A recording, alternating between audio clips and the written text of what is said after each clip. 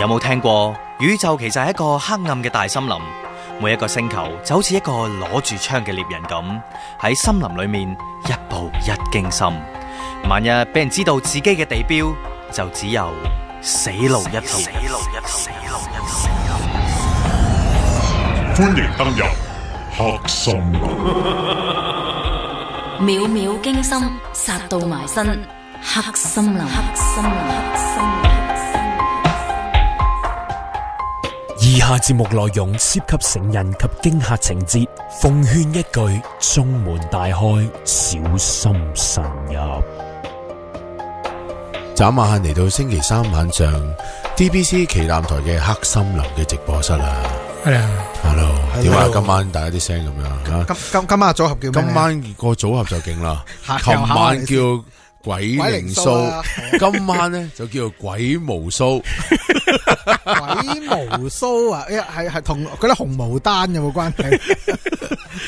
幾好幾順口啊？係咪？我諗過，咁但係又真係冇聽過話，即係見鬼嘅人咧，見到隻鬼會有蘇噶。係啦，鬼無蘇，蘇無鬼啊，得唔得啊？點解一定要鬼行先啫？我覺得好似鬼無蘇咁樣，鬼靈高咁樣，鬼靈蘇，無鬼蘇，蘇無鬼，唔信啫，都係鬼無蘇，點又點咧？都係鬼無蘇順啲。係你話點就點。係啦，咁咪因為發音啊嘛。好啦，咁啊今晚咧直播室有阿毛啦，有阿鬼古王同埋我肥蘇。我肥蘇咧同阿鬼古王咧就冧莊嘅。琴晚咧就講咗，琴晚寫鋪13腰，今日冧莊。係啦，冧莊啦。琴晚咧，因為原因咧就係講唔晒啊嘛啲話題，咁啊又今晚冧莊係嘛？唔係今晚唔係講琴晚嘅話題，講下啫。唔係，但係即係都多謝各位朋友先啦，即係都幾受歡迎，同埋即係似乎咧都欲罷不能啦。即係講完啲賭場嘅嘢啦，跟住又講下啲商業嘅風水啦，話似乎都仲有啲家居要講。我哋節目做嘅有呢啲。係啊，風水有排講啦，咁多年歷史嘅，淨係講廁所咪咯。因為講廁所講廚房，因為家居風水咧，啲聽眾咧咪最有興趣聽，因為貼身啊嘛呢啲問題。商業又唔係開鋪頭，又唔係做商場，究竟二奶可唔可以上你張床咧？咁呢啲就係亦都要睇下風水。呢個同風水呢個同風水冇關嘅，實唔得噶啦。究竟可唔可以去奸夫嗰間屋度咧？咁樣嗰啲你自己決定，自行決定啊！嗰啲幫唔到你啦。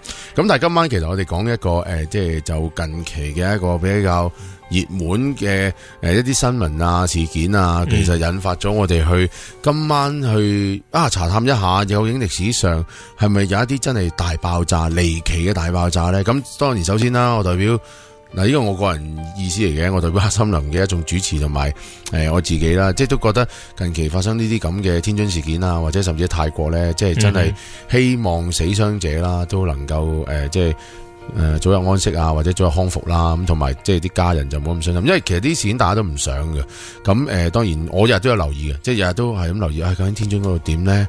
究竟泰國就點咧？咁樣咯，係啊，即係大家唔係好想。咁但係今日我哋即係呢個話題就講翻究竟古今中外啦，究竟歷史啦，同埋呢啲嘅大爆炸咧，其實係咪唔係真係單純大爆炸？喂，咁大家就睇，或者唔係單純意外。喂，不過係啦，單純意外或者咁，你哋又覺得天津呢單嘢，唔係即係如果你問我咧，泰國咧，我就覺得係啲報復行為嚟嘅，即係啲恐怖事件啦、恐怖襲擊啦。但係如果天津呢啲係咪違規事件咁簡單？你哋覺得係？即係我覺得幾樣嘢搭埋嘅，幾樣嘢搭埋。即係暫時而家我哋手上可以攞到嘅資料見到啦。咁你見到佢就係個倉庫，其實如果擺呢啲危險品，又唔 suppose 咁近民居，係咯，係啦。咁即係法例上其實係唔容許嘅。咁但係佢又可能係即係可能係側側膊，又或者係走法律罅咁，都唔係走法律罅啦，好明顯係擺明噶啦，擺明啦，係擺明佢話犯法。即係佢個所謂法律罅咧，你要明啦，即係有某啲人喺度照就可以行噶嘛。佢當地就有條罅噶啦，佢有個解釋係啦，佢有佢嘅解釋。咁但係當有事發生嘅時候就冇得解釋，因為第一個地方冇理由咁近，第二。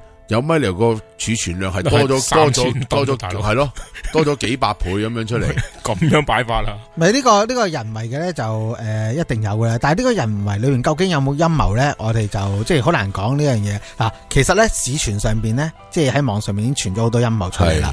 不過呢個 case 咧相對係敏感同埋太過近期啦。係咁我哋就暫且我哋唔喺度討論。唔係我哋唔講呢啲啊，係啦反而我想問鬼故王咧，其實又係嗰句啦，唔好即係唔係話賴唔賴嗰啲7月節嗰啲問題，係但係咪真係7月節會有特別多呢啲嘢咧？其實有個感覺上係咪？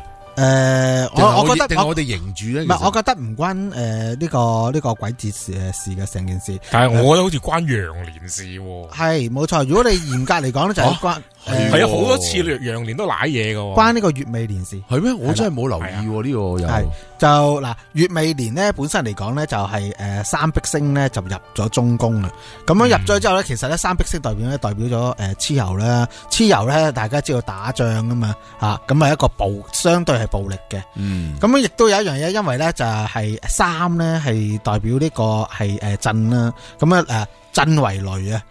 咁喺呢個情況出現之下咧，其實咧就會好多咧同一啲有震盪嘅有關啊，火啦，或者地震啦，或者電力故障啦，或者火災啦，同呢啲嘢有關嘅機會咧，都會喺月尾年出現嘅，即係今年出現。咁即係唔怪得，好似聽即係記得我舊年聽就話舊年點解咁多嗰啲咩啊飛機啦、船啦嗰啲交通又係同嗰啲年即係當年嗰個年運有關喎嗰個。係飛機，尤其是飛機好容易中嘅，因為點解咧？因為咧頭先嗰個咧呢個震為雷咧，咁樣飛機喺天上面飛啊嘛如果係雷有產生問題時間咧，飛機係最近個雷啊嘛。所以飛機嘅意外係會相對係多啲。仲有就係佢又係交通工具啦，係啦，冇錯。佢又同火有關啦，咁多電器，佢冇少啲電都飛唔起。冇錯啊，呢一樣嘢。咦，咁飛機其實係最高危嘅。飛機好明顯啦，今年都好多好。唔係即係舊年，舊年好多咯，係咯，好多，同埋船好多咯，大家記得。係啦，船都係啦。係咯，係啊。哇，咁即係今年即係所謂即係啲大爆炸，反而唔關7月之事嘅，應該係成年嗰個流年嗰個問題。係7月就睇，因為咧其實咧，如果你話踏入咗而家呢個月咧，就應該係甲申月啦。甲申月裏邊咧就其實就係木同埋金啦，木金未曾影響得到咧，因為木同埋金咧應該係生唔到火啊。木可以生火，但係金啊嘛，金唔得。係啦，金你劈嗱，金係唔怕火噶嘛。金劈木咧你就算劈冧佢咧，都唔應該會有火。係咯，生唔到火。係金劈木金劈金咧就會有火啦。係啊，即係摩擦嗰下。冇錯啦，所以就睇唔到係個月問題，應該係個年嘅出咗問題啦。咁即係呢兩單嘢，我諗大家雖然都過咗叫一頭半個禮拜，或者太過單只係2日啫，2-3日，咁大家都仲係驚魂未定嘅。咁當然啦，大家亦都好歡迎大家啦，上我哋 Facebook 多啲分享啦。咁譬如你哋已知嘅，或者你哋有啲謎團啊，或者你哋想分享，究竟有咩離奇嘅大爆炸咧？你可以即係想講邊啲咧？係啦，或者你可以喺 Facebook 度俾啲意見啦，或者係即係回應下我哋啦。咁當然啦，我哋都有電話熱線電話啦，通靈熱線電話啦，1872111嘅。咁就我再次啦，即係再次覺得真係唔想發生咁多嘢。咁但係咧，我成日覺得咧，原來咧古代到依家咧，即係我哋啲 briefing 啦，一路自己揾資料嘅時候，哇，原來都好多嘅，其實好多呢啲離奇爆炸。係啊，喂，但係原來咧好多都解釋唔到嘅，即係最終冇一個好肯定嘅答案嘅。原來係我諗個情況咁嘅，即係我手上揾嘅資料啦，最早嘅去到明朝都有嘅。咁但係個情況就係因為爆炸，好多嘢燒咗，係你根本揾唔到證據。係啊，你 track 唔翻啲嘢。我揾嗰啲仲耐，你嗰明朝算近嘅，嗰啲幾千年前，嗰啲更加冇啦，想記載都記載唔到，同埋連物證都冇埋啊！嗰啲就慘就係就係冇咗嘛物證。但係原來真係幾得人驚，同埋咧我哋有時咪中意睇戲咧，成日話嗰啲爆炸場面好勁。其實諗翻轉頭咧，呢幾日我都有反思，如果當嗰個係你本人喺嗰度咧。你係真係以後都唔敢睇呢啲，即係你淨感受到咧嗰個震懾力，嗰個幾得人驚。你睇翻啲有啲片段好得人驚，成個人行到去門口，嘣咁跟住成個冚喎。係啊，即係其實你睇翻轉頭咧，你以後甚至即係睇到啲訪問啦，我都覺得幾心寒啫。嗰啲人話，唉。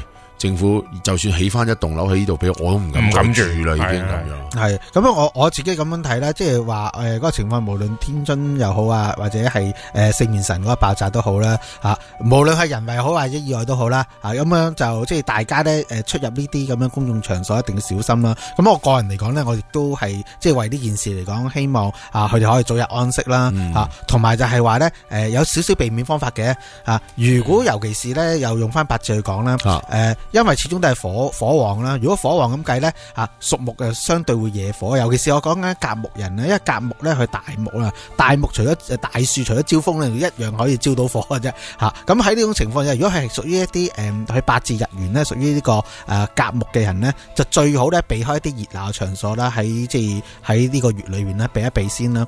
咁避一避呢個情況會好啲啦。即係總之你頭先所講嘅朋友咧，係啦，就盡量太多人密集人多嘅地方盡量少啲出入啦，就會安全啲嘅，相對即係唔好 wet 咁多啦。咦？不過另外一樣想同大家講少少，又話嗰個四面神噶嘛近，就話四面神咧，其實只不過好似係四面神嗰個像嗰度少少係上，即係嗰度有傷。哇！完全其他係冇損毀喎，好犀利喎！好輕微嘅啫，而家見到嗰個係塊面嗰度少少啦，咁樣因為亦都一樣嘢，四面神有四塊面啊嘛，四塊面有一塊面受咗少傷，仲有三塊面去見人嘅咁同埋佢啲喺泰國咧去做呢啲修補可以好快，因為上一次試過四面神係俾人哋損毀嘅，但係好快已經修補到嘅。好啦，咁你都希望四面神亦都保佑下啦，唔好再發生啲咁嘅事啦，同埋即係受傷嘅朋友早日康復啦。轉頭翻嚟有不可思議檔案，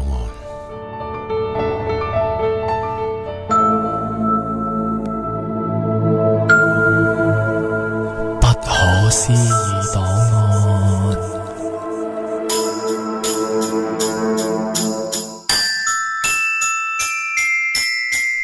嚟到呢個環節咧，每次都有啲新奇刺激、好玩過癮又得意嘅嘢嘅，阿毛係咪？有幾得意先？俗語有云啦又要威又要戴頭盔，其實就係攞嚟諷刺啲人，即係又要威，但係又要驚死，又驚死咁，保護晒自己。咁但係原來呢件事係真係可以成功嘅。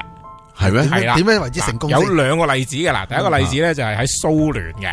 原來咧喺蘇聯咧即係俄羅斯啊，俄羅斯啊，即係佢哋啲戰鬥民族啦，好狂野噶嘛。咁佢哋有啲人咧喺酒吧度鬥飲酒，點鬥法嘅就係原來係佢哋一路飲，即係 Tequila Pop 嗰啲咧，咪要拍張台，即係等佢坐佢先飲嘅。好啦，咁啊點做咧？就係佢飲個人咧要戴個頭盔。咁然之後個酒保咧一路整好咗杯酒咧，就埋去一杯。拍落佢個頭度，跟住佢先飲，然之後係不停咁飲到佢瞓低為止，鬥咁多。咁得意？係啦，仲要期間有另一個酒保，即係另一個職員啦佢未必係用啲酒敲佢嘅，係攞第二啲嘢例如呢個羹啊、叉啊嗰啲輕頸啦，可能會用到呢個滅火筒啊、鐵鏟啊，佢殺人係一車坑落佢個頭度，但係佢戴嗰個係軍用頭盔嚟嘅，即係士兵戴嗰啲，咁就一路係咁喺度受住呢啲撞擊而一路喺度飲酒啦要。咁樣噶？咁有咩賣點？唔係個賣點同埋個益處。嗰個快感喺邊度？個快感就係搵唔到個快感。個快感就係咁打你，但係打唔到你，即係打唔痛你。佢喺度講就係我喺度可以好，我喺度好。泰然咁飲酒而受住攻擊啊！你明唔明？即係呢個就係佢哋嗰個民族嘅態度。原來咁樣嘅。咁但係咧有一樣嘢要留意，大家都記得，其實俄羅斯或者前蘇聯咧好多軍用物品都失收嘅，其實啲核子潛艇都翻唔到上水面嘅。咁我就呢個咁嘅舉動咧。我就有啲擔心，頭盔啲咁好難講事啊！好低層次先仲有事，咁高水平嘅都可以翻唔到上水面。所以今日咧，我睇新聞咧，見到阿普京咧坐架潛水艇落去黑海咧，我好戥佢擔心。咪就係咯，阿普京咧鋪咗咁多路，自己連連任又連任，就算佢唔連任，都有第二個人喺度控制住你。竟然喺潛水艇嗰度上唔翻嚟啦！你放心啦，鬼故王，我話俾你聽啊！嗰架上唔到嚟唔緊要，即係嗰架咪其實上唔到嚟唔緊要，佢因為普京啊嘛，佢一定會有救生艇，boom咁射翻去上嚟嘅。我諗咁我諗應該係第二條橋。普京其實有好多個噶嘛，係有好多分身嘅普京，其實嗰個係分身嚟，讓子彈飛。終於明白。嗱呢個第一種啦，第二種咧就呢個我哋都可能受惠噶啦，就係原來咧瑞典有一班嘅設計師咧，就好有心思咁咧設計咗一種單車用嘅頭盔。咁呢種頭盔有咩特別咧？就係其實原來好多人揸單車，即係揸住個單車嗰陣咧，就唔中意戴頭盔嘅，因為唔夠型。係啦，唔型啊嘛，大家都知啊，即係戴住個頭盔肉酸啊。咁佢呢種頭盔係做咩咧？就係原來佢係當你撞車，嘅時候，佢先至好似個安全，即係汽車個安全。氣墊嚟，佢成個頭盔係氣墊嚟嘅，就爆出嚟，笠住你個頭。哦，明白。即係佢係撞嗰一刻先至爆嘅啫。哦，咁所以平時佢係收喺條領度噶，咁你只係着住一件 jacket， 條 jacket 條領厚啲咁解啫，冇嘢噶。即係嚴格上就係佢一有感應或者有機會撞嘅時候，就咁樣即係爆出你個頭。但係佢試驗而家結果係 O 唔 OK？ 而家 so far 佢揾，就算係揾一啲專業嘅單車手咧，即係真係嘗試跌都未有事，咁犀利，未試過有事。但係我真係覺得充氣硬係信唔過咁樣。唔係我唯一，你買人哥信唔得過？阿人哥係隻手啊嘛，佢唔係個頭啊嘛。我諗如果頭呢個發明到咧，跟住前啲手手腳腳嗰啲都會全身有乜問題？係啊，連個頭都搞得掂。一撞車咧，你成個即係棉花糖人咁樣包住，咁樣包住你，成個米芝蓮咁都得啦。米芝蓮咁啊，係真係設計到即係彈出嚟成個米芝蓮，你着到衫咁冇問題嘅，鬼係可以試下嘅呢樣嘢，但係唔擔保一定得啊。咁但係呢樣嘢，你唔好諗住翻屋企笠兩個水泡試下。喂，但阿毛佢有冇講個價錢咧？即係而家未有，因為佢仲係叫做 develop， 即係 development 緊啫，佢未正式推出市場，係啦。咁大家即係不妨我諗不過因為單車其實而家我唔知係咪有冇法例噶，好似係咪都有法例都要戴頭盔噶嘛？我記得係啊。其實無論香港抑或係外國啦，大部分嘅城市啦佢將單車當係所謂叫路面 vehicle 去睇嘅，即係同電單車其實等同嘅。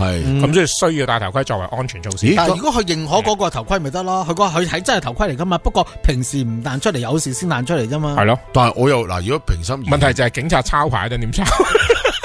唔係，佢着住嗰件 jacket， 如果係一個當係認可頭盔嘅，咪即係等於救生衣咁，係啦。如果你認可咪得咯，佢咪要 check 嘅時間要掀呢個條領嚟睇。可能已經有一啲識別俾佢，或者佢有啲曲啊，係啦，即係係啦。唔係，但係我反而覺得其實如果睇翻咧市面上，譬如而家嘅單車運動員用嗰啲啊，其實啲頭盔都好靚啊，有流線型，有型。如果你係比賽嗰種咧，戴埋啲眼鏡唔知幾。比賽嗰種你戴埋晒，你係成個賽車手咁就 OK 咯。咁但係你淨係扮到一種形象嘛。你話即係如果當你有第二啲形象嘅時間，你咪換唔到咯。真係好煩嘅。其實我真係覺得已經好夠啦，即係，唔好搞咁多嘢，最緊安全為上啊！正所謂。係咯，同埋咧，其實俄羅斯又唔係好熱啫，做咩咁怕戴頭盔啫？係咪先？你熱就話怕啫。唔係，全世界都好多人怕㗎。呢個頭盔係瑞典。唔係，但係唔關事，我覺得係全世界都係咁嘅，即係好多人都怕戴頭盔啊、安全帶啊，你睇下，全部啲人都唔中意戴。我扣㗎，我一上車我都扣，我坐小巴都扣啊，大佬。唔係，我諗頭盔有一個問題嘅就係，如果你嗰招即係諗住踩架單車翻工咁啦，即係外國好興㗎嘛，你又遮到個頭靚靚嘅咁，要見客。跟住你戴個頭盔翻到撇一撇咁，呢個係一個問題，呢個係一個問題。咁我就會用一個方法解決咯，就係我唔 gel 亂晒龍，就笠咗個頭盔落，翻到公司先慢慢 gel， 係啦咁樣咯。咁樣收工嗰陣時又冇所謂啦，反正亂都冇所謂。反正翻到屋企啦，或者去邊度咁咪算咯。咁但係如果約咗女朋友咧，咁點算？咪再 gel 咯，係梗有辦法嘅。喂，反而係鬼王想回應下，琴晚咧有一個聽眾咧有個提問咧，後尾係咪補充咗啲資料啊？佢Sophia 啊嘛，係啊 Sophia 去補翻一啲資料俾我咧，就係因為琴日咧我再提翻先啦，就話咧佢嗰個祖屋嗰度咧就俾人埋咗一把鉸剪同埋一個小棺材，咁咧就唔知道咩原因啊。跟住咧，我咧就根據佢呢樣嘢就推測到咧，其實喺東南亞呢一種即係好幾興嘅降頭術嚟嘅，係啦。咁呢一個咧就係因為我好想知道棺材裏邊有乜嘢咧，就希望俾一啲資料我。咁佢俾咗一啲資料我噶啦。咁佢棺材裏邊咧的而且確係有屍體嘅。咁啊咧我就提過啦，如果佢有屍體咧，佢根本就係希望你哋咧就唔會再有後代，即係絕後，係啦絕後噶啦，就希望你哋絕後嘅。但係有冇講咩屍體啊？想問佢唔知道，佢但係知道裏邊一定有屍體。咁因為佢係拆間祖屋嗰陣時重建咧發現嘅，咁佢自己咧佢係藏喺個地底，藏喺地底嗰度嘅。咁佢亦都講翻一啲佢哋個家族背景咧，就已經係同個鋼咧吻合咗噶啦。因為咧就話緊咧就佢阿太爺咧就其中一個太太咧，即係嗰陣時好多個太太噶嘛，就就好威水咁樣咧，就生咗14個仔。咁你知鄉下地方啦，如果生咗14個仔咧，咁你分地啊，分乜嘢，分身家，分得多啲，咁啊周圍炫耀同人晒。咁樣喺呢個情況之下咧，就可能咧種下咗一啲咧就伏線，就俾人哋咧就妒忌佢，眼紅佢，就喺佢祖屋嗰度咧就埋咗呢一樣嘢。咁埋咗之後咧，其實咧佢啲屋企嘅男丁咧就開始越嚟越少，到而家佢哋呢一代咧剩翻2個男丁嘅啫。其實支鋼咧叫做起得早啦，如果起得遲咧，我諗可能啲2個男丁都可能會有啲意外嘅。都等唔到。哦，即係鬼王，你意思就係話佢起得早就係即係年代比較久遠，就係咪會影響你？唔係起得早，即係話佢拆咗間舊屋嗰陣時發現得到。即係發現得早。係啦，如果佢遲發現咧，可能連啲2個男丁未必保得住啊。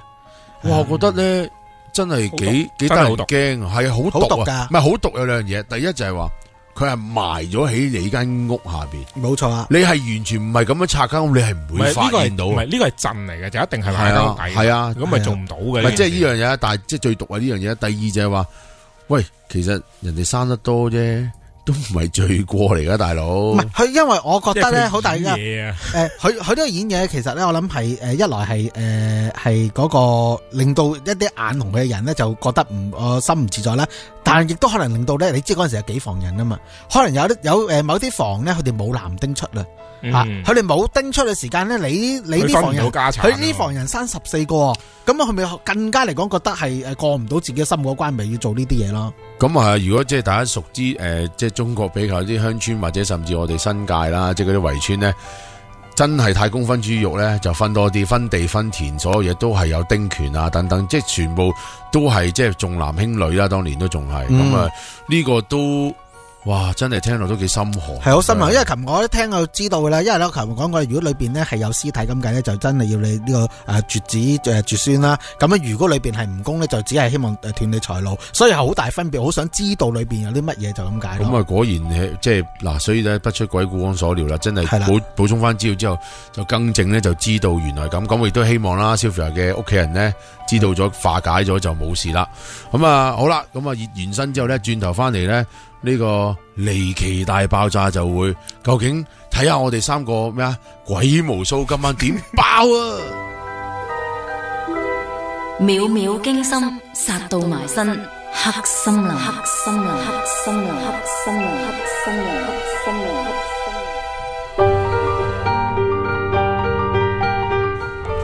好啦，終於翻到嚟黑森林啦，咁啊，今晚咧就係講下離奇大爆炸嘅。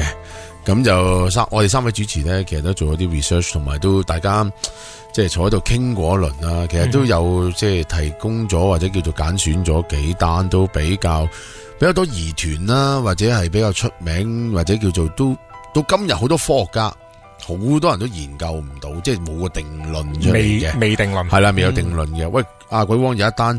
首先喺俄羅斯喎，哇！呢單就應該我諗最出名噶啦，即係呢單可能係咁多單歷史上最出名嘅一單添，可能呢單就即係叫做都發生咗都有成超過100年啦。如果你照計，佢1908年發生，冇錯發生咗接近120年咁滯噶啦。咁呢一個大爆炸咧，其實咧當年咧係整個歐洲咧，我天都光咗，係好誇張噶。咁樣其實咧嗰陣時咧，歐洲人咧都覺得喂有咩嘢咧可以做到佢嗰個爆炸威力咁犀利咧？咁啊，大家未人估到，你知道嗰陣時1900幾年啊嘛，當時個科技又冇而家咁先進啦，嗰個通訊亦都冇而家咁發達啦。當時咧估計嘅威力咧，佢大概有2000萬噸呢一個 TNT 炸藥嗰個威力。2000萬係啊，2000萬噸，2000萬噸係噸哇，係啦。咁啊，佢有超過咧2150平方公里嘅地方，總共有8000萬棵樹咧都被炸毀咗。呢個佢叫通古斯咧，其實係由於佢發生地點咧，就喺叫通古斯河附近啦。係啦，冇錯。咁其實呢個通古斯河喺邊度嚟咧？咁樣我其實我自己去過一個叫接近嘅地方啦，其實就係呢個貝加爾湖嘅。咁貝加爾湖咧，就咁樣講，大家未必知。西伯利亞係咪？冇錯，西伯利亞貝加爾湖咧係一個其實咧，你用翻中國人嘅地方去睇咧，就好出名嘅。大家聽過呢個蘇武牧羊啊？蘇武咧就被放逐去去到呢個北海牧羊，呢個就係當時咧中國人所稱為嘅北海呢個地方。咁啊呢個湖好大嘅，我記得當年我坐西伯利亞火車係直頭坐咗一日咧，都喺個湖度行嘅啫。咁啊行咗一日嘅，佢第二日天光仲喺湖嗰度行緊。哇，好犀利！係啊，好大嘅呢個湖。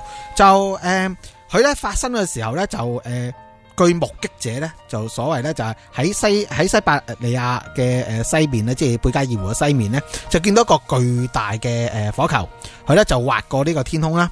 然之後咧就有一個你知通常呢啲有一個叫衝擊波，咁個衝擊波咧就將附近呢650公里內裏邊嘅全部槍震碎晒，650公里，650公里係啊，全部震碎晒。之後就出現咗一個巨大蘑菇雲喺個天空上邊。大家咧當時諗，喂，會唔會係啲咩超級武器做到呢一樣嘢咧？因為當時我諗大家人類歷史上邊啊。親眼見過一啲咁樣嘅場面嘅人咧，一定唔多嘅。冇錯冇錯。因為嗰時核彈都未有噶。親眼見過唔多，仲要親眼見過而又生存到嘅更加唔多。但係佢直情咧，當地話有一個嘅即係當時嘅狀況咧，就係話佢因為太光，佢光度就等於太陽啊，即係佢哋講到就好似太陽咁啦。點解咧？就係話咧。原來仲帶住高溫啊！即係除咗個火球好光啦，仲帶住高溫啦。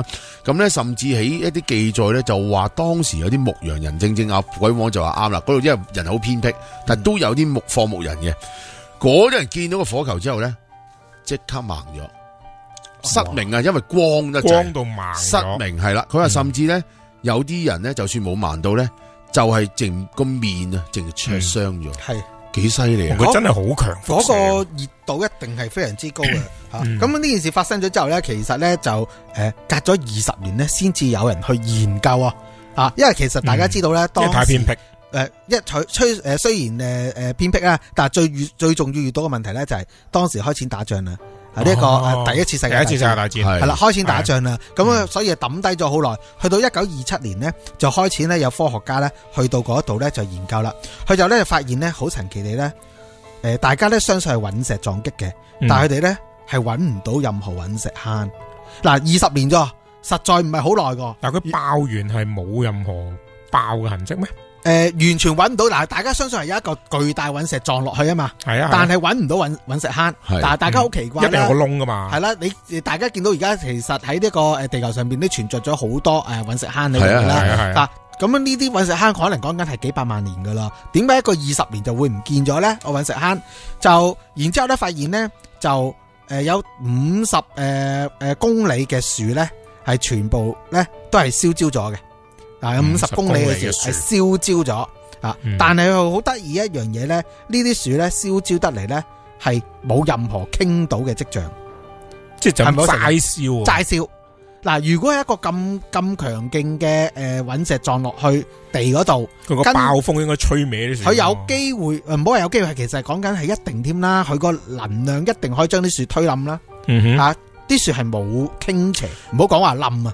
但係好得意一樣嘢咧，佢哋冇斜，但係啲樹皮同埋樹枝咧係甩晒，係咪好奇怪？佢係啊，佢其實就係啊定點嘅輻射，同埋佢好搞笑，佢有個形容詞咧，佢就話叫做近似化石森林，即係佢後期嗰啲樹咧，其實係一路咧，好似係嗰啲話齋，佢20年冇人喐過，冇人掂過，佢一路就但係叫做原狀擺咗喺度嘅。冇錯。喂，但係仲有一樣嘢仲更加古怪噶，呢個都係1927年嘅發現嚟噶。佢發現嗰啲樹咧，有嗱，佢揾到啲樹咧冇傾斜啊嘛，但係咧都會揾到一啲有部分有傾斜嘅。但係佢傾斜嘅角度咧，好神奇地係向翻個中心裏邊傾斜。爆炸地區嘅中心傾斜，即係咧佢發現有一個圓周位咧，但係啲樹咧就向圓周位咧就向嗰邊裏邊傾斜落去。咁呢樣嘢咪好違反呢個爆炸嘅原理咧？係咪啊？佢似乎唔係外爆，係內爆啊！呢種咁我呢樣嘢真係即係叫做相當之古怪啦。咁去到1950年至60年期間呢，跟住又有另外一隊呢一個偵察隊咧就走去睇啦。佢哋發現咧揾到一啲咧好細小嘅玻璃，類似玻璃球咧嘅物件咧呢個土地上邊啊。跟住咧，佢哋拎去化驗咧，就發現咧佢有一啲物質咧，其實咧只係喺隕石上邊咧先會有嘅金屬。咁樣呢一個今次嘅發現咧，就證明到一樣嘢，就話咧好大機會咧，真係咧受到呢個外來嘅隕石咧去襲擊，先至會有呢啲咁樣嘅物質留低啦。同埋咧好神奇地唔知道點解，竟然係冇輻射反應。咁離奇嗱，如果係俾呢啲隕石撞落嚟咧，或多或少都會有啲，一定會有啲殘留噶嘛。係啊，佢又揾唔到輻射反應啊！唔知係咪當時嘅技術未去到嗰個階段咧？1950年啦，咁啊去到1975年啦，去到75年嘅時間咧，就以色列咧就有另外一隊咧地質學家咧就走去嗰度再繼續去揾一啲線索啦。佢就話咧，當時佢哋咧測量到咧，當日嘅爆炸咧係等於咧1000枚炸廣島炸呢個廣島嘅原子彈嘅威力，1000枚炸廣島嘅威力，好犀利真係，好厲害。佢哋嗰個即係佢哋嗰個威力咧，就即係相對於你諗下嗱，1000個廣島嗰當年炸廣島咧係成個廣島炸咗噶嘛，係啊。咁如果佢威力咪可以等於炸咗成個日本都得，係咪啊？一定啦，你1000你就算唔成個日本啊，你都成個九州中部冇做啦。另外同阿毛，我即刻諗咩？龍珠嘅元氣玉，冇錯，我都係諗緊呢樣嘢。係咯，咁犀，你諗下個威力嘅大到咁樣。係啊，嗱，咁其實咧時候咧就好多種咧唔同嘅推測，究竟係咩問題啦？一種咧就係咧隕石咧空中爆炸，根本係冇撞過落地，喺空中已經爆晒啦，所以就淨係啲能量落咗嚟燒啲樹。冇錯啦。就同埋就係最主要就有衝擊波啦，就所以咧就發現唔到咧就地上面有隕石坑啦。咁呢一個都係一個叫幾合理嘅解釋啦。咁第二個嚟講咧就係話咧佢可能咧就牽涉到咧就係一個叫做咧嗰個叫彗星嘅撞擊啊。因為彗星咧基本上咧係由冰同埋塵埃組成噶嘛。係啊，咁佢撞咗落嚟之後咧，佢揾唔到一啲隕石嘅碎片咧，係合理嘅，因為溶晒嘛。係啦，已經溶晒啦，係合理嘅。咁呢兩個咧，都係當時咧啲科學家咧覺得係最大嘅可能性同埋機會。我都覺得彗星係有呢個可能嘅，因為而家就係揾唔到嘛，即係揾唔到，譬如好似隕石啊，或者其他即係輻射啊等等，甚至核嘅元素都冇嘅。咁其實我覺得有可能，真係可能彗星都唔定。係啊，當然啦，呢啲咁樣嘅推測咧，仲有好多嘅，亦都有一啲叫黑洞說啦，就話咧我黑洞咧咁啱咧喺入咗地球裏邊咧就爆，但係呢一個咧就有少少唔合邏輯啦，因為黑洞咧爆咧係2次嘅，一次係吸，一次係放嘅，咁只係發生咗一次嘅爆炸咧，而冇第二次嘅爆炸咧，又應該唔成立嘅。咁有一種叫反物質嘅物體咧，就撞擊地球嘅說法嘅。但係呢種反物質物體咧，其實到今時今日，物理學家同埋科學家咧，都未曾可以求證到係咪有呢種咁嘅物體嘅。甚至當然啦，最大路嘅就係有外星飛碟嘅 UFO 之說啦。啱就係我聽過嗰個係 UFO 嘅版本。佢話其實咧應該係噶 UFO 反而係救咗地球一次添，即係有啲或者甚至係佢有機會係佢個 UFO 嗰架飛船嚟到失事，點知就即係飛到去西伯利亞嗰度啦，人煙稀少先至爆，先嚟炒。但係咧，如果你講到呢個問題咧，其實呢次係不幸中嘅大幸，知唔知點解咧？就係話如果呢件事件發生喺遲4個鐘頭，唔使多4個鐘頭，呢個當佢隕石又好，彗星又好啦，佢嘅坐落地點咧就並非喺呢一個貝加爾湖呢個地區啦，就會去咗邊一度咧？就會去咗去咗聖彼得斯堡啊，去到聖彼得堡噶啦，係啦，哇！秒秒驚心，殺到埋身，黑森林，黑森林，黑森林，黑森林，黑森林，黑森林。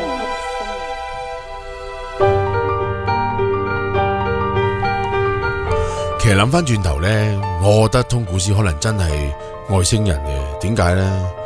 因為咧，其實佢哋嗰個唔係彗星嚟嘅，嗰個係飛船嚟嘅。因為咧，有一啲學說所講咧，就係話佢落嚟啊，本來落咗地球入咗大氣層之後，其實佢嘅落點應該係去到即係印度洋嗰邊嘅。但點會飛咁遠？個軌跡可以去到西伯利亞先至爆炸咧？話唔定真係外星人救我哋地球人咧。即係有外星人將佢引開咗啊？唔係，直情係佢話佢係飛船嚟嘅，係或者係甚至係總之有一個彗星或者隕石又好，但係就將佢改變航道，去到西伯利亞冇人嘅地方。稀少先至令到佢爆炸。你令到我諗起今年年頭咧，有架台灣嘅飛機咧，飛機師起飛之後發現個引擎有問題，咁啊為咗避開民居去到海邊咬係，終於拆到條橋落去呢一個條河嗰度好偉大。所以咧，甚至呢個唔係我講嘅，佢哋外國啊，即係嗰啲嘅學術都講呢個係叫俄羅斯嘅羅茲威爾事件，同埋有情有義嘅外星人啊！呢叫真係好有情有義啊！但係俄羅斯特別多呢啲嘅，咪因為俄羅斯地方大啊嘛，係啊，中國都好多。不過其實中國都好多，不過係揞住咗，我哋唔知可能。係啊，同埋佢放出嚟嗰啲，你好難去證實佢係真定假咯。咁啊，永遠呢啲嘢都係噶啦。如果講起真定假咧，其實一樣同樣俄羅斯咧，就係最近期咧發生咗唔好耐噶啦。呢單嘢咧就係大家記得咧就係喺一個太空總署嘅美國NASA 咧就公布咗話有一粒咧就係叫做編號2012 DA14嘅呢一粒叫隕石咧就會有機會咧就撞到地球嘅。咁咧公布咗之後咧，就喺呢一個公布咗，大家一路全世界嘅新聞咧都有留意住呢一粒嘢嘅時候咧，竟然咧喺早咗14個鐘頭之前咧，突然間咧就發生咗喺俄羅斯嘅呢個烏拉爾區，就有一個叫做隕石襲擊嘅事件，一架巴士咁大嘅隕石咧就撞咗落去嘅，當時好多人受傷嘅。我想講一講啦。大家咧都最初咧就用一啲好陰謀嘅角度去睇嘅，就話會唔會一啲受襲先啦，會係俾人用火箭炮攻擊啦，第一，第二會唔會係俾一啲外星人攻擊啦，第三會唔會咧有一啲新型嘅武器咧就喺度做實驗啦，係冇錯，但係大家都向呢個方面諗嘅。但係我自己咧就睇咗一套專門分析呢一件事件嘅紀錄片啦。咁分析得唔錯嘅成件事，咁好明顯咧，佢而家時代真係唔同咗啦。佢喺好多唔同嘅 CCTV 同埋咧嗰個叫做汽車嗰個叫做咩監察器係啊，喺嗰度咧就攞到好多片段，喺唔同嘅角度影到呢粒隕石點樣撞落嚟嘅。咁呢粒隕石咧就大概係一架巴士咁大啊嘛，佢撞落嚟嘅時間咧，其實佢係一路係同大氣層摩擦咧，就喺度燃燒啦。咁喺度燃燒到去到接近地面，就產生呢個爆炸嘅。好啦，問題就喺呢一度啦，好神奇地，其實一般嘅隕石咧喺大氣層嘅上邊咧就已經燒晒噶啦。係啦。咁點解呢粒落到嚟咧？當然一定有原因啦。能夠落到嚟嘅咧，多數咧隕石分兩種嘅，一種咧叫鐵隕石，一種咧就叫做石隕石。係咁啊，屬於鐵隕石。先至可以咧捱到燒咁耐啊，先落到嚟咧仲喺度嘅，都仲有渣可以掟落嚟。冇錯啦，但係咧亦都有一個好奇怪嘅地方，通常鐵隕石咧就唔會喺空中爆開，因為佢夠堅硬啊。佢通常係成嚿撞咗落嚟嘅先至爆嘅，即係冚咗落地先爆。係啦，佢就唔會喺空中爆嘅。石隕石咧就會有機會喺空中度爆開。但係而家好明顯咧，就係因為好多片段拍到佢咧，就係佢撞落嚟嗰一剎那咧，仲喺天空上面咧，係突然間散開咗兩節再變四節咁樣去嘅。咁證明佢咧臨到地嗰下咧就散開咗啦。咁散開咗之後咧，所以佢哋揾唔到一啲好有力嘅叫隕石坑嘅。點解咧？一嚟當地咧係呢個漫天風雪啦，已經俾風雪封晒，就據聞咧就揾一個圓形嘅坑就撞咗落去。咁個圓形坑唔係好大嘅，接近呢間房咁大左右啦。但係好多陰謀論者覺得咧，冇可能呢個坑係假嘅，唔會係呢個坑嘅，因為如果咁大個隕石撞落嚟咧，點會得一個咁細個窿啦？而四周圍嗰啲冰又冇裂到啦，咁大家都咁樣諗。但係咧，如果睇咗呢個紀錄片咧，大家知道啦，個原因就係因為已經散開咗啦。佢已經唔係最初你見到個巴士咁大，佢已經燒到再散開之後咧，佢落嚟嗰啲碎片咧已經係好少，同埋佢哋咧後尾有人咧去即時去執隕石碎嘅，咁樣嗰啲科學家即刻走去執嘅，去執咧佢哋要同時間鬥快，因為佢落咗雪地，嗰啲隕石碎咧一熱㗎，佢熱啊，咪一路溶咯，咪一路落咗去咯，跌落去，係啦，佢要揾嗰啲好似雷明燈彈咁樣嘅啲位咧，就周圍去走去揾佢啦，走去終於俾佢揾到佢嘅。咁啊，終於揾到之後咧，就揾到啲物質翻上嚟咧，就好細粒嘅，好似一粒波子咁細，仲細過粒波子，就揾到呢啲就知道咗呢啲就係當日撞落嚟嘅隕石，然之後就拎去化驗咧，就證明咗係啲鐵隕石，係好明顯嘅。但係我想講呢個事件咧，最危險嘅事咧就並非嗰個隕石落嚟嗰下，係因為落嚟嗰下嘅2分鐘之後。嗯2分鐘之後衝擊波先至到，大家又見到個隕石落嚟呢，好靚啊！我天光晒吓，跟住企咗喺窗門度睇咯，喺度睇，哇睇睇下都唔知道自己身處一個好危險嘅地方，就係窗門啊！2分鐘後衝擊波到，哦，因為係嗰個隕石落緊嚟嘅時候，後邊有啲衝擊波，衝擊波係遲2分鐘先到，跟住落嚟噶嘛，扯住落啊嘛，但係全部人就喺嗰下受傷啦。所以好危險，爆玻璃，係啊，咁所以大家咧，即係告誡大家啦，要睇啲隕石啊，睇天文現象咧，都要小心啲啊。譬如聽首靚歌先呢。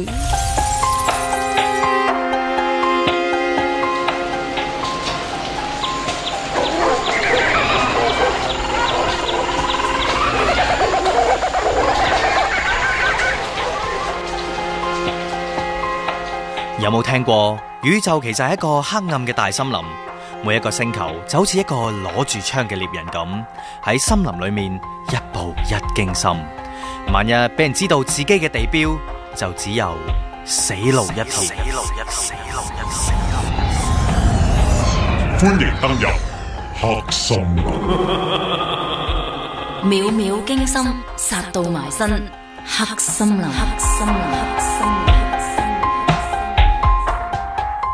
以下節目內容涉及成人及驚嚇情節，奉勸一句：中門大開，小心慎入。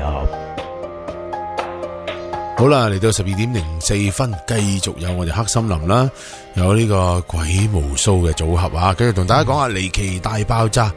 咁啊，頭先呢，即係喺新聞之前啦，我哋講咗單即係俄羅斯2單啦，關於即係差唔多100多年前嘅一個好離奇嘅大爆炸。嗱，嗰間大爆炸案咧係即係歷史上其中一間好出名嘅。跟住我哋講呢單咧，都係其中一單好出名。咁但係我覺得個分野在於咧，呢一單對我哋嚟講可能親切感會好啲，因為咧係發生喺中國。咁另外咧，同埋咧，但係個嚴重程度咧，就比俄羅斯嗰單咧，或者叫前蘇聯嗰單係更厲害。因為咧嗰單咧，大家都頭先都講啦，因為西伯利亞係啦，冇錯，即係你太空曠，你太大，人煙稀少，即係傷亡人數就相對少好多。但係呢一單咧就犀利啦，叫做天啟大爆炸。咁其實咧，大概喺38年啦，阿毛都知啦，呢單其實喺明朝大概明朝嘅時間啦。天啟6年，係天啟6年，咁啊，即係所以叫天啟大爆炸。咁其實喺北京啦，叫皇宮廠啊，一帶咧大約750米，面積達到2.25平方公里嘅一個地區，發生個離奇大爆炸，係啦。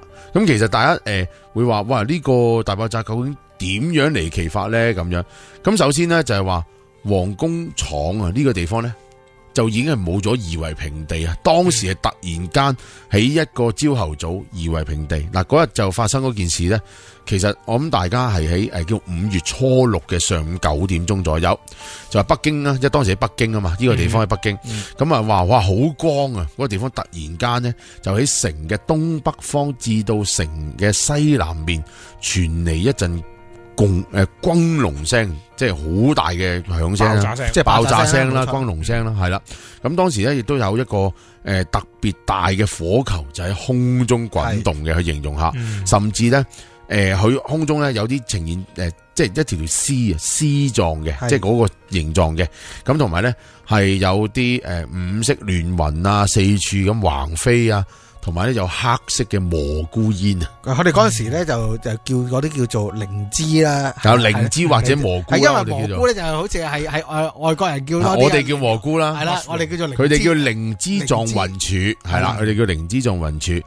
咁咧就方圓23公里之內咧，係瞬間夷為平地，喺23公里之內嘅地方，係夷為平地。咁咧就當然啦，有好多記載啦，就話又話講到又話出現好似鬼火啦，去形容係個鬼火啦，發出青色嘅光芒啦，又有好幾百團咁多，哇！呢個真係好誇張。咁佢話甚至咧隔咗一段時間，即係好飄忽不穩定嘅，然後個鬼火係集合埋一個，成為一個好耀眼嘅大火球、大火團咁樣。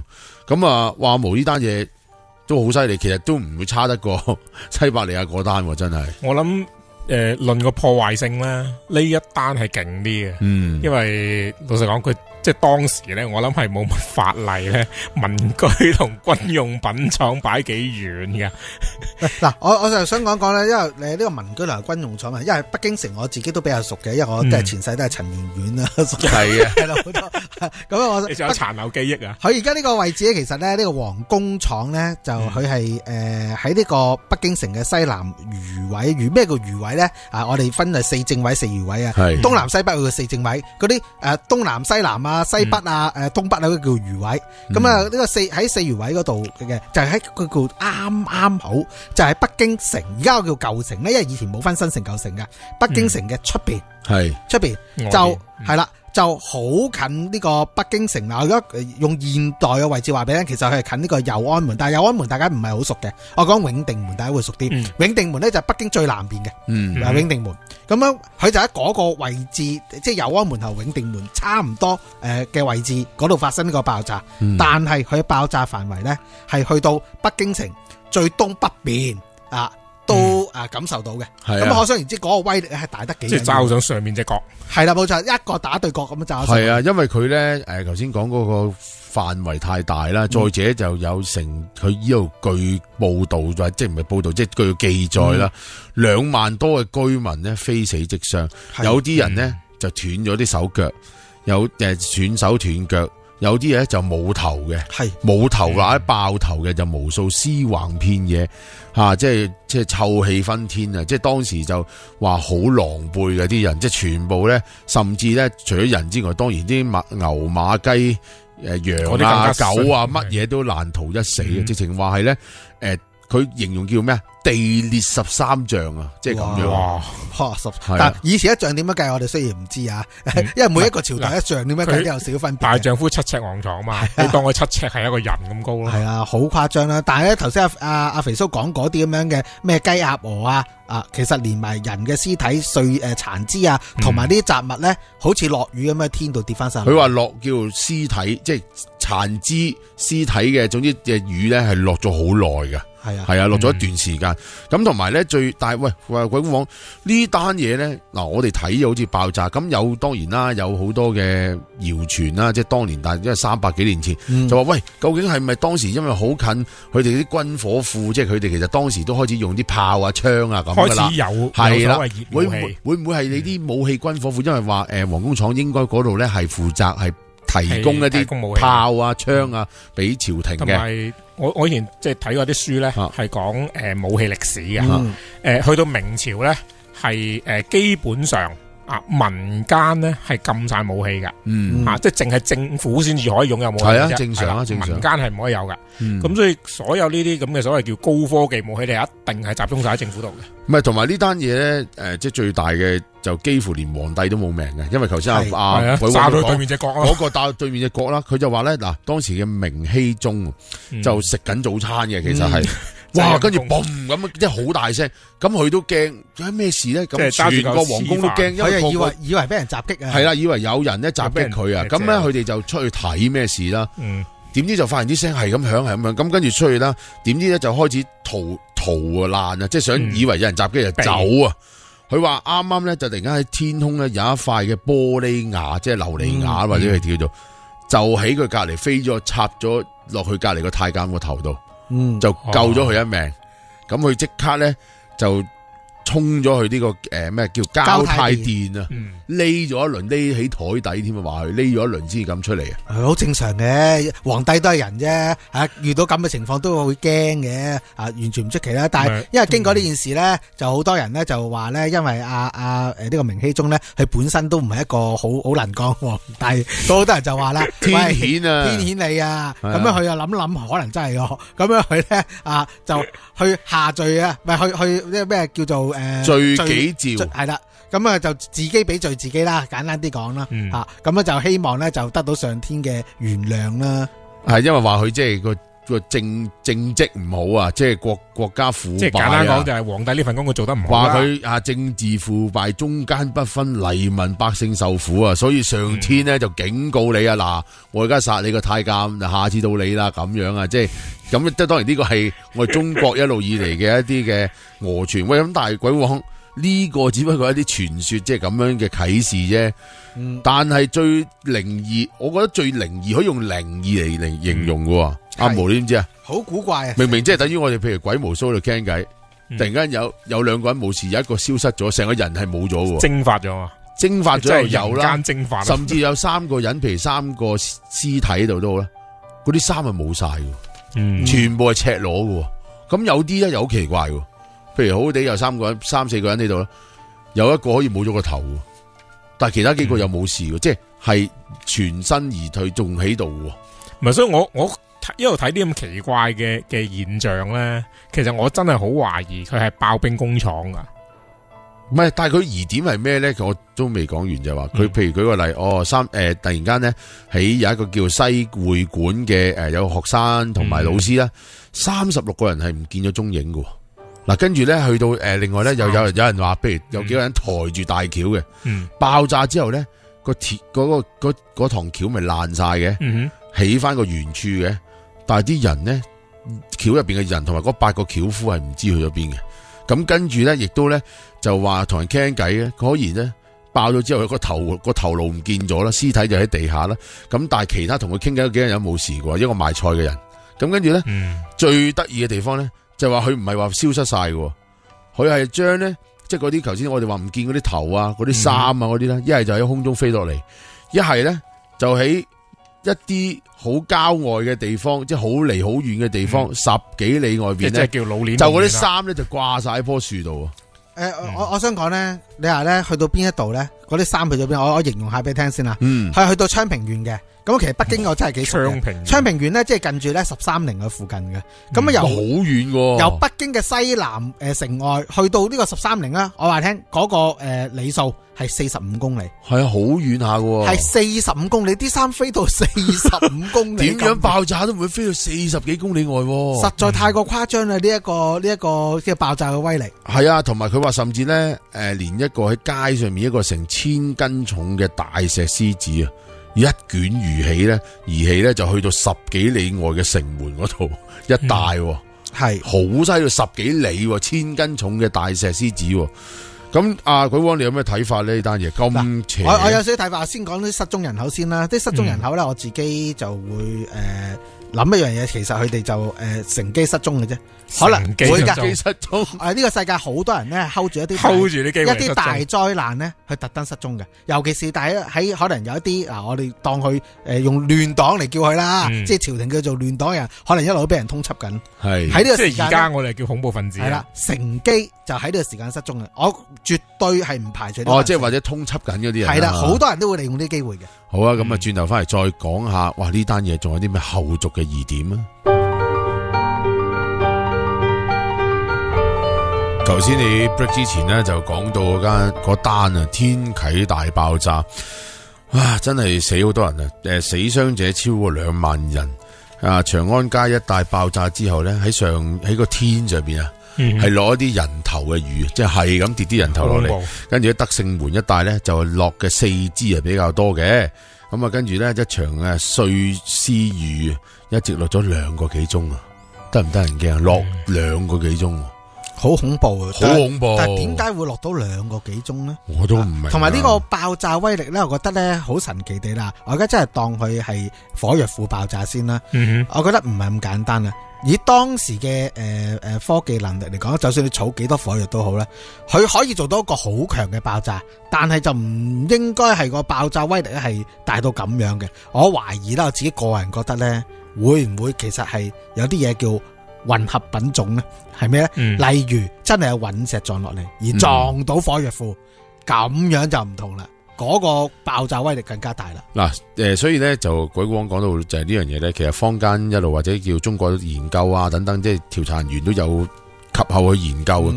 去到1986年呢，就正呢單事件嘅360週年啦。咁直情咧係有個專門嘅研討會嘅，係講呢個研討會上面咧就講咗有人話係咪地震啊？其實好強烈嘅地震啊！咁啊咁啱好似阿鬼王話齋，咁你地震可能係咪火藥庫爆炸咁啊？即係2樣嘢一齊啦咁樣。咁最簡單就係火藥爆炸啦，即係火藥庫爆炸啦。另外有颱風啦、隕石嘅理論咧，就係咪好似又係頭先我哋講俄羅斯即係嗰單咁樣前蘇聯嗰單咁咧？甚至有叫大氣靜電嘅即係一個理論啦，甚至有個叫地球內部熱核高能強爆動力即係話我簡單啲講啦，即係地心入邊可能有一啲嘅熱力同埋個能量爆出嚟啊，谷出嚟係啦。咁啊，甚至又話隕石反物質啊，咩地球反物質啊。當然講到咧，大家當然又係去到啦，永遠就去到嗰個位咧，就係咪外星人咧？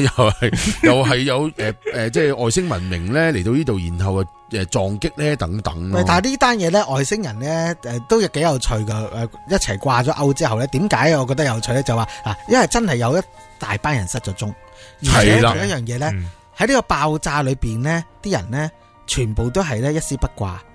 點解咧？點解佢哋啲衫會冇晒咧？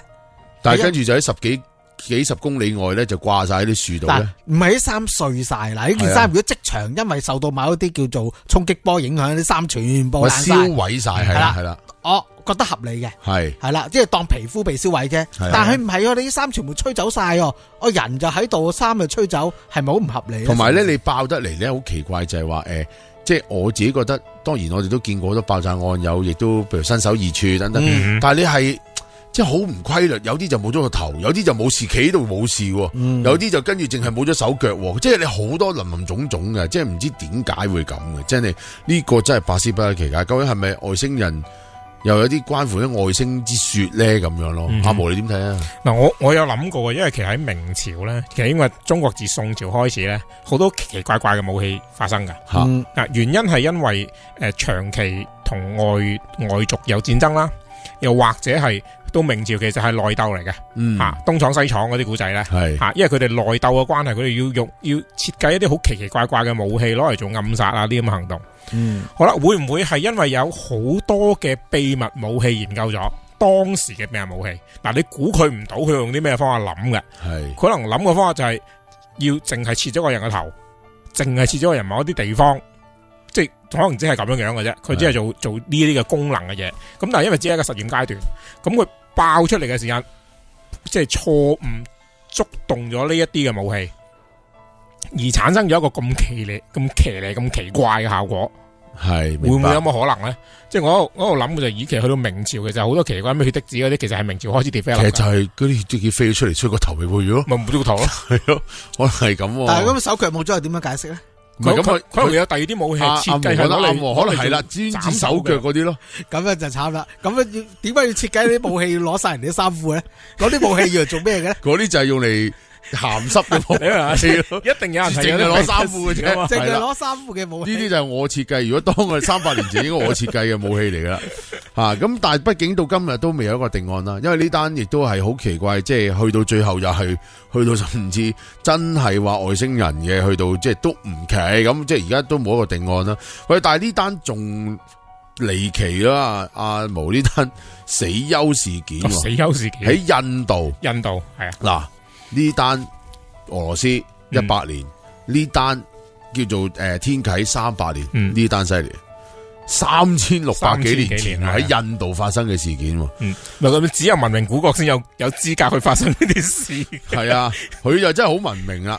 咁咧有科學家咧，當年咧就喺印度河嘅中央一個島嶼啊，有個發現一個叫遠古嘅城市，叫做摩亨佐達羅。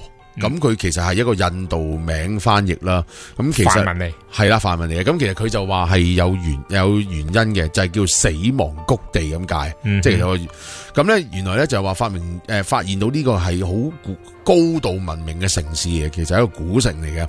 但係突然之間咧，同一時間咧，所有人都死晒，喺入邊嘅所有人都死晒，係全部連個城係同一時間突然被殲滅嘅。咁咧就考古學家發現咧，嗰個曾經發現過咧猛烈嘅爆炸，而甚至咧嗱最奇怪係呢一點啊，喺屍骨入邊嗰度咧發現同廣島同長崎爆嘅相同嘅原子彈嘅輻射含量一樣，即係似核爆，係啦，3000幾年前，係啊。3000幾年前啦，爆冇錯，哇，好難以。咁呢個地方咧就喺1922年咧就俾一個印度考古學家咧巴納爾發現嘅。咁咧佢發現到之後咧，就全城都係骷髏骨啦，所以就叫死丘啦，或者叫後期就係因為話喂係咪核爆啊定係原爆呢？所以有人稱呼叫核死丘，即係核能嘅核啦。咁咧。就頭先都講過啦，好高度文明啦，佢哋甚至有自己嘅文字啦，有精密嘅計算嘅方法啦，城牆街道全部乜都有嘅。你諗下係3600幾年前，簡單講就係3000幾年前嗰度已經有叫 high civil 呢個 civilization 冇錯，係啦，即係高度文明係啦。嘅人咁但係咧就有即係爆炸或者叫焚燒過啦，成個城市咁，同埋係有嘅，即係頭先都講啦，就話有輻射含量好高啦。咁但係有幾個原因，即係大家會而家科學家或者推論啊，或者因為阿毛之前喺即係好早講得啱嘅，因為年代太久遠啦，你只係靠呢啲咧，咁你變咗咧呢啲咁少嘅證據啊，或者係咧只能夠推論，咁咧大概就兩種睇法。咁咧美國原子彈之父咧就講到啦，即係奧本海默咧就話其實咧就話佢大膽推論啊，呢個係核爆嚟嘅，呢個核爆嚟嘅就係史前文明嘅核爆，即係佢哋嗰陣時已經有核技術。咁呢個嗱，如果講到呢樣咧，我哋咪又去翻外星文明咯，即係話我哋其實古代係好高科技嘅，曾經好高科技，係咪咧？我想問一問一樣嘢核爆咧應該係由鈾元素所做出嚟嘅啦，係咪啱？我想問咧，鈾元素係咪一個天然物質嚟噶？會唔會係咧？應該都係天然採噶嘛？會唔會就係因為咁樣而嚟咧？咁就唔知啦。但係佢就話核技術咯，佢可能核技術，唔係，但係要提煉要成嘅，純粹得鈾係唔得，係啊，要提煉，要有 mixing 啊，要有好多嘢。仲有就係你要引爆噶嘛？冇錯啦。係啦。咁另一個咧就叫黑閃電啊嘅一個嘅天文現象嚟嘅。咁啊，前蘇聯科學家亦都研究過呢種黑閃電啦。其實就話太陽輻射啊、宇宙射線啦、電場啊，就形成呢一啲活躍嘅微粒啊，同埋混合咗之後咧，再加埋啲磁場啊等等反應啦，咁形成有大有細嘅一啲嘅球體啊。咁佢話呢一個咧，即係佢話呢個球體咧有分冷同埋光嘅球，即係亮球同埋冷嘅球。咁啊，即係光亮球，即係好顧名思義會發光啦。冷嘅咧就會好暗，即係好暗，但係日頭你就睇到嘅。咁佢就話咧有機會黑閃電。咁但係地球發生過只係一次嘅啫，暫時已有記載1983年嘅啫。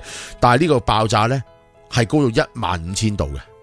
係啦，即係如果呢個咁嘅黑閃電真的係發生嘅話咧，去到15000度，基本上如果人喺個15000度嘅環境，其實係溶噶咯。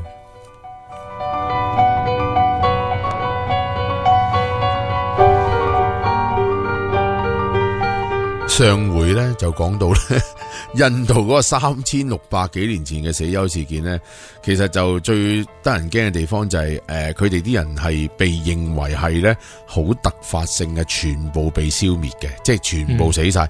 因為佢話好多人嘅姿勢咧都係日常可能做緊嘢啊、行街，即係日常嘅，係突然間即係買緊餸就係啦咁啊，好似咧就係一個突如其來嘅災難，令到所有人都死晒，同埋一個大爆炸咁樣嘅。咁當然啦，頭先都講到啦，有一個解釋就話咁係咪黑閃電呢？咁樣？咁因為黑閃電頭先講過啦，即係佢都係比較少嘅發生嘅天然現象啊。咁同埋咧不過咧有類似嘅事件咧喺1983年發生過啦。咁但係咧原來咧呢單都唔叫耐啊，甚至有啲補充就話喺伊拉克一個地方咧發現過一個叫核死丘嘅，亦都係遺跡嚟嘅，8000年咁耐。8000年。係啊，好恐怖啊！8000年有啲咁樣嘅呢個能力去做到核彈。係啊，同埋咧，佢仲話考古學家話咧，呢個伊拉克呢個事件咧，入邊揾到一啲嘅融合玻璃啊，嗰啲融合玻璃咧係要2000度以上嘅高溫先可以形成。咁佢就話自然界根本就冇咁高，即係冇咁高溫嘅一啲。除非係落個地心嘅啫。係啦，咁啊，所以要原子彈啊或者核彈爆炸先有咁嘅溫度同埋能力嘅啫。我始終好相信咧，其實我哋而家呢一代嘅地球人咧，其實唔係第一代嘅文明。我都覺得係咧，即係之前應該有幾個文明出現過。但係有幾個文明應該都有遺產留低噶。點解個問題就係佢哋可能發展到某一個位咧，已經可以將撳個掣，將嗰啲嘢全部消滅晒先走。唔係啊，佢哋可能係已經去到一個自毀嘅狀態。係啊，自己被毀滅，可能佢哋已經自我毀滅咗。唔係，我當你自己被毀滅，都有嘢留低。例如今日我鬼故安被毀滅，咁我都有個爛鬼電話留低喺度啊。唔係啊，咁佢而家都譬如未有個遺跡啦，近年都有啲遺跡啊，或者甚至係譬如話以前啲舊嘅幾千年前啲電池啊咁樣嗰啲咁嘅即係系統啊，其實可能係有我哋好多要即係發掘或者揾先揾到咯。咁呢個到好深，甚至有啲可能如果我哋信嘅話，好多好高嘅文明，竟然飛咗去第二個星球或者飛咗第二個銀河系咧，俾人當擺咗去第二個星球幫我講啦，又或者係可能已經有啲政府發現咗呢啲嘢，但係唔公開。因為佢哋覺得呢啲嘢喺對於佢哋係影響而家嘅文明，因為影響而家嘅文明。係啊，我都聽過有咁學說，所以咪咁之前咁多陰謀論，又話左冚右冚啫嘛。係咯，所以我覺得有機會會唔會係真係成佢有一個能力就係話咧，我而家要移民去第二個星球咧，我有一個能力已經可以將我身邊所有嘢一齊帶走晒，一樣嘢連間屋都帶走埋。呢個咪就係龍珠嘅瞬間轉移，所有嘢都轉移晒，係咪轉移晒？嗱，講開一啲有關政府嘅陰謀論啦吓，幾年前啫，唔係好遠啊，波士頓大爆炸吓，馬拉松嗰次，我諗大家仲記得猶新嘅。係，好啦，咁其實呢一單嘅爆炸案呢，其實都係有好多嘅陰謀論喺，即係唔係單純係兩個少年喺度傻咗咁樣，即係唔係咁簡單嘅，即係嗱。正路啲咁去分析，就係話嗰兩個少年因為受到即係一啲伊斯蘭激進組織嘅所謂薰陶或者係影響，係咁令到佢兩個性格好偏激啊，咁所以要向美國報復咁樣，咁就所以喺一個揀一個咁人多嘅環境去製造咗一個咁精密嘅壓力煲嘅炸彈，跟住安排好晒所有嘢，冇人發現佢兩個會做啲咁嘅，然之後去炸。OK 啦，呢個係表面上嘅事，係咁，但係嗱，同有好多人就將呢件事啦。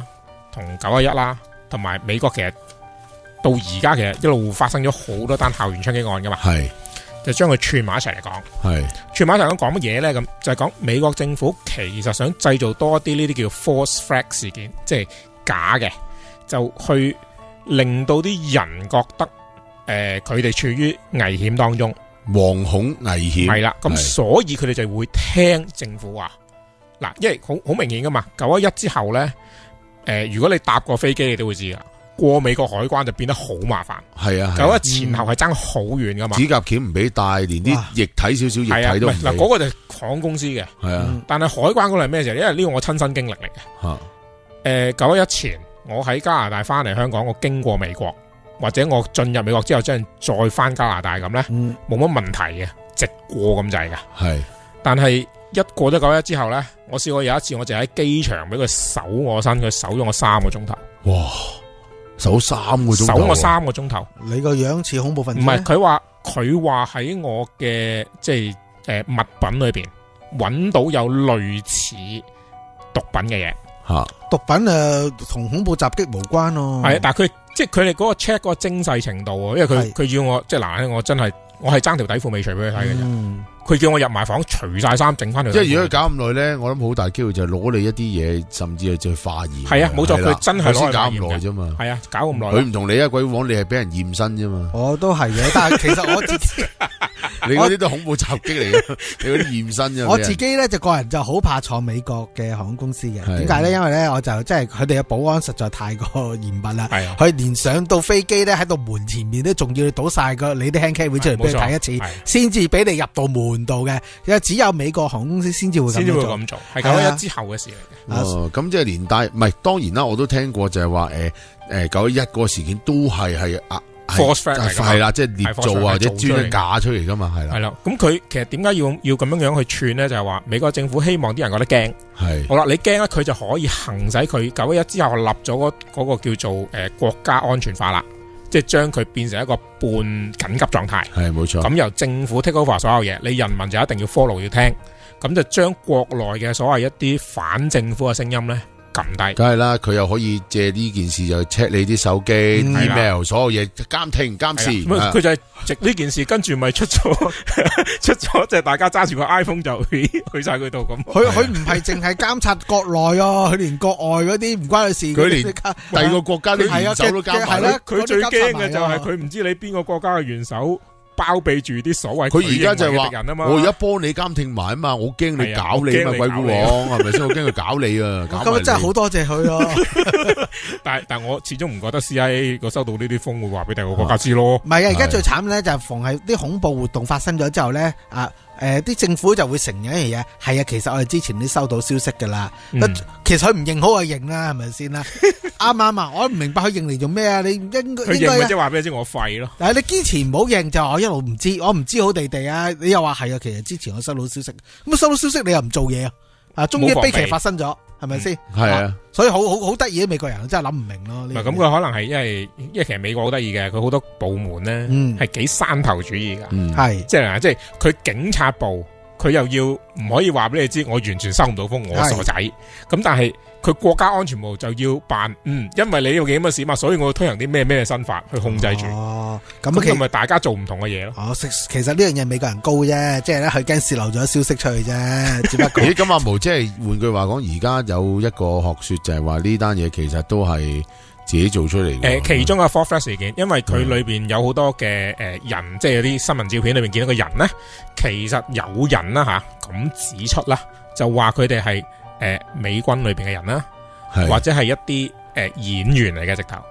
即係成日都見到啲茄喱啡嚟嘅。係唔係有？因為喺美國咧，直頭有一啲演員咧係真係本身係有斷肢嘅。因為佢哋你知啦，荷里活成日拍咗硬片噶嘛。當然啦。咁佢咪更要有啲演員係真係你本身係斷肢嘅，你真係做翻個斷肢嘅人啊嘛。係吓，咁佢有啲人係認到一啲相片，其實呢個係一個斷肢演員嚟噶噃，咁樣樣。即係話嗰個事件其實有啲嘢咧，就唔係真係死咁多人，或者係個災難。做出嚟做到，哇呀，好慘啊！半真半假咯，即係係啦，係咪噶？即係咁啊，即係誇張咗件事。係啦，等你啲人驚，同埋等政府有個藉口，我可以推行為，譬如槍械嘅register 啊，其他嘅一啲譬如竊聽你啲人嘅電話啊，收你啲人睇住你啲人點上網啊，同埋甚至係最好嘅藉口就係話，你係恐怖分子，你襲擊我國民，我而家嚟打你咁就收佢咯。咁當時你記唔記得咧？我題外話啦，我記得佢哋打伊拉克啦，咁我記得同朋友傾偈，佢就話你覺得會唔會真係打伊拉克咧？我話嗱，唔係，跟住我我同佢講一個答案，嗱呢個唔係我作嘅，我真係當時又咁同佢講，我話如果佢發現到咧，沙旦姆入邊冇核武器咧，佢就一定打。佢話點解？你唔見佢打北韓？佢就係有核武器嘛，佢點敢打佢？佢打佢咪放兩個核彈過嚟咯。係咯，佢就係冇咪打你咯。就係冇，佢冇我先打你啊嘛。你冇武器啊嘛。係冇，然之後捏造你有啦，係懷疑你有啫。懷疑你有啊。其實當日呢個安理會都係一致係否決咗去出兵噶嘛，但係佢都唔理你啦。佢照正，我照正完你之後發現係啊冇，冇咪冇咯，冇咪冇咁咪點啊？冇咪我都打咗咯。咪冇啊！但係問題我打咗你，而家你國家都好亂啊！我諗我都要派人嚟維持翻你治安啊！如果唔係咧，你哋啲國民會好慘啊！佢老實講啦，我始終都咁睇嘅啫，因為美國嘅醫療系統咧，其實基本上係靠佢一班做軍火嘅商人頂住。你唔打仗嗰班商人冇錢收，佢哋冇錢收，邊人交稅啫？甚至有啲總統候選人咧，本身嗰啲資金啊、財力啊、背景嗰啲贊助費啊，都係喺佢哋嚟噶嘛。係啊，所以美國禁槍咁多年，尤其是布殊嗰陣時，老布殊同布殊即係小布殊都係啦，係咪先？咁所以咁呢單爆炸案即係原來有乾坤嘅。咁多個 Fort Flex 事件裏邊其中一環啫。係啦，就係咁。好啦，咁我哋呢啲爆炸案今日到此為止，亦都究竟有冇最終答案呢？我淨係知道一樣嘢，即係好似頭先我哋之前播嗰首歌咁，每日都熱到爆炸。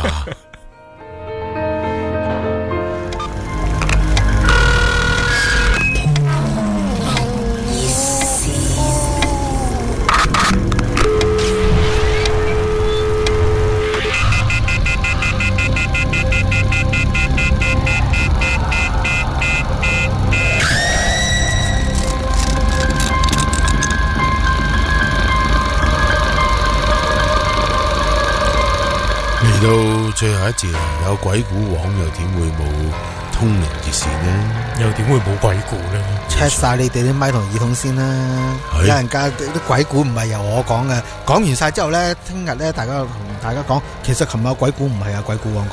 係驚唔驚啊？好驚！7月咩事都會發生。都係嘅，所以你今日專登唔用1號啦。今日係啦，唔係我想用，我想挑戰嘅。讓俾阿毛，讓咗但阿毛都係用咗2號，佢錯咗1號位，用咗2號。佢驚啊！佢淆底啊！又唔認。唔係呢個技術員話俾我知，1號嗰個窿都未整好，仲未整好咩？之前仲係鬆，即係嗰隻鬼仲未驅走啊？係咯，係咪啊？鬆啊，唔專登係整爛我之前都佢用過1號啊，不過我係冇鬼聲，我淨係成日聽唔到嘢啫嘛。哦，我琴晚都係用1號噶，唔係尋晚定前晚啊嘛？前晚係啊琴晚啊，尋晚用1號嘅，琴晚用1號㗎挑戰信唔信啊？冇冇問題喎，嘢喎。冇問題啊，係啊。好啦，咁我講一講今晚嘅鬼故啦。頭先我講開呢個天體大爆炸咧，就發生喺北京城啦。咁樣都係食翻住北京城啦。咁啊講翻一個北京嘅古仔啦。咁呢個古仔咧就發生喺我一位朋友度嘅。咁啊佢咧嘅工作咧就需要經常都唔係經常，間唔中嘅啫，就會出差嘅，去唔同嘅地方嘅。咁有一次咧，就成間公司咧啲管理層咧就一齊咧就去到北京。咁喺北京咧就去參觀呢啲工廠，就同埋咧就開會嘅。就佢哋就住咗喺朝陽區咧，就一間5星級嘅酒店。咁啊，佢呢間酒店咧的而且確係一間好正嘅酒店嚟噶，就一間叫做幾新下嘅，大概落成咗都係2-3年左右嘅酒店啦。咁啊，去到呢間酒店嘅時間，其實呢啲咁新嘅酒店咧，都好難會有污糟邋遢嘢，係啊，因為新啊嘛，因為太新啦。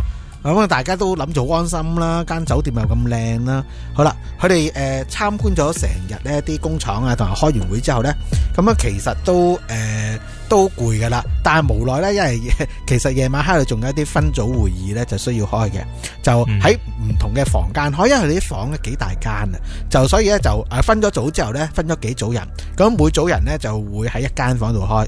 咁啊，我呢位朋友呢，就當晚呢，就係喺佢自己間房度開，佢就連同咧其他嘅部門主管咧一齊去間房度開會。咁啊開下會嘅時間咧，就突然間咧就聽見門鐘叮當，咁就有人撳鐘咯。跟住有人撳鐘咧，跟住佢個咁奇怪嘅跟住咧就叫在場一個男仔相對係最低級嗰個就喂正常係啦，嗰個做阿4啊嘛，冇錯啦，你去睇下啦。睇下邊個嚟啦，咁嗰個男仔咧裝嗰個防盜眼嗰度出去咧，喂冇人咯，咁冇人咁樣啊，跟住翻嚟啦，又繼續開會啦，開下會突然間又叮當一聲啊，又嚟，跟住佢入喂你去睇下啦，喂真係冇人咯，於是即係2次冇人啦，到第3次再叮當，成間房人咧都開始有少少燥啊，咪驚啊，驚，我以為燥佢覺得係咯，俾我燥啊， 2次冇人玩嘢，係啊。跟住咧，佢就話：喂，就我朋友就鬧佢啦，你唔好喺度裝咧，開道門睇啦，咁樣。係，跟住咧，佢就開道門睇啦，開道門睇都真係冇人。咁最初有少少懷疑咧，會唔會係嗰啲撳門鐘嗰個掣咧係 lift 咗入去？lift 咗入去咧就可能佢就叫佢，不如咧隻手咧掹一掹佢出嚟啦。咁啊，照樣去掹啦，掹咗出嚟啦，跟住咧就翻入去開會，咁樣。就冇事發生啦，當時冇事發生啦，冇再叮當啦，咁冇再掣嘅問題啫，係啦，咁冇再叮當咁，啲人散咗會之後咧，咁啊佢咧就自己同埋另外一個同事咧就瞓嗰間房嘅，咁佢哋咧就繼續咧就喺嗰間房瞓，其他同事就走啦。當晚咧我呢個朋友咧，佢突然間瞓到半夜，大概係4點鐘左右咧，突然間聽到耳邊咧有一聲叫佢，喂，咁樣叫佢啊，跟住就一窒醒咗。就佢都心諗，聽錯嘅，繼續瞓，再瞓多大概一陣啦，突然間有一聲仲大聲，真係好清晰，就係佢，喂，咁樣叫佢啊，咁咪成個人咧就即刻彈起身啦，佢彈起身就望一望自己嘅房友，但係因為嗰聲佢覺得好大聲嘅，佢房友應該會聽到嘅，但係望一望佢房友，佢房友咧冇反應，繼續瞓，係啊，根本心諗得我自己一個聽到，佢咁大聲。跟住佢都覺得好奇怪，跟住就瞓翻低啦。瞓翻低之後，第二朝早啦，醒咗啦。佢就同佢個房友講：喂，我尋晚咧有人喺佢耳邊嗌我。跟住佢房友同佢講話：喂，尋晚咧我成晚瞓唔到啊！